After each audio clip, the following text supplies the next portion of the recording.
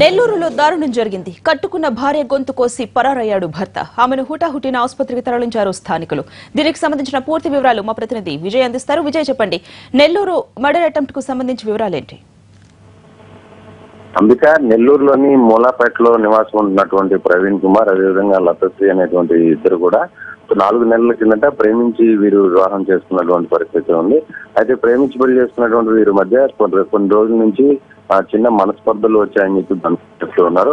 అయితే డిగ్రీ పూర్తి చేసినటువంటి ప్రవీణ్ కుమార్ గత కొన్ని నెలల నుంచి కూడా ఎలాంటి పని చేయకుండానే ఎవరైతే ఇప్పుడు బాధితురాలు ఉన్నారో ఈ లతశ్రీ వాళ్ళ తల్లిదండ్రుల మీదనే ఆధారపడి జీవిస్తూ వస్తున్నారు. అయితే ఈ విషయం ఏదో ఒక ఉద్యోగం చేయాలని చెప్పి తరచూ లతశ్రీ అతన్ని అడుగుతూ ఉండడంతో ఒకసారిగా నిన్న రాత్రి నిద్రలో ఉన్నటువంటి లతశ్రీ మీద వేకువజామున వారి కుటుంబ సభ్యులతో ఇంటికి వచ్చినటువంటి ప్రవీణ్ కుమార్ ఒక్కసారిగా లోపలికి వచ్చి అక్కడే ఉన్నటువంటి బ్లేడ్ తీసుకొని మెడ మీద పోయడం జరిగింది.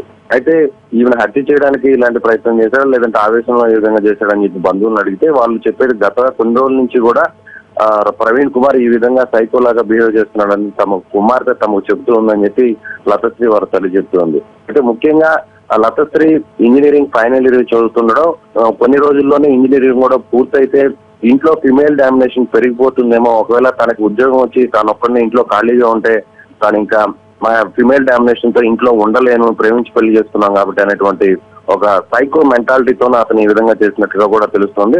ఎప్పుడైతే ఈమె గొంతు కోసిన వెంటనే ప్రవీణ్ కుమార్ అక్కడి నుంచి పరారైనట్లుగా తెలుస్తోంది. అయితే ప్రవీణ్ కుమార్ తల్లిదండ్రులు మాత్రం ఇలాంటి వ్యక్తికి తన కుమార్తెని పెళ్లి చేయడం అనేది నిజంగా చాలా బాధాకరంగా ఉంది. అయితే ప్రవీణ్ కుమార్ తల్లిదండ్రులు కూడా కట్నం కోసం అతని మీద ఒత్తిడి తేవడంతో 10 లక్షల రూపాయలు తీసుకురావడం ఇటీవల కాలంలో అతని మీద ఒత్తిడి తేవడంతో కూడా ఇలా కూడా చేస్తుంటాడు అనేటువంటి అనుమానాన్ని కూడా వ్యక్తం చేస్తున్నారు. అంబిక, విజయ్, ప్రస్తుతం లతశ్రీ పరిస్థితి ఎలా ఉంది? డాక్టర్లు ఏమంటున్నారు? అక్కడే ఉన్నటువంటి బ్లేడ్ తో గొంతు మీద కోసినటువంటి ప్రవీణ్ కుమార్ వెంటనే పరారయ్యాడు. అయితే అదృష్టవశాత్తు మెడ మీద గాయం పెద్దదిగా కాకపోవడం, పై పొర మీదనే బ్లేడ్ తెగడంతో పెద్దగా ప్రాణాపాయ పరిస్థితుల నుంచి తప్పించుకున్నట్టుగా కూడా చెప్తున్నారు వైద్యులు. అయితే ప్రస్తుతానికైతే మాత్రం ఆమె ఆరోగ్యం నిలకడగానే ఉన్నట్టుగా వైద్యులు చెప్తున్నారు. కొన్ని రోజులు రెస్ట్ తీసుకున్న తర్వాత వెంటనే ఆమె తిరిగి కోలుకుంటుందని చెప్పి వైద్యులు చెప్తున్నారు. Ambika, right Vijay, thank you.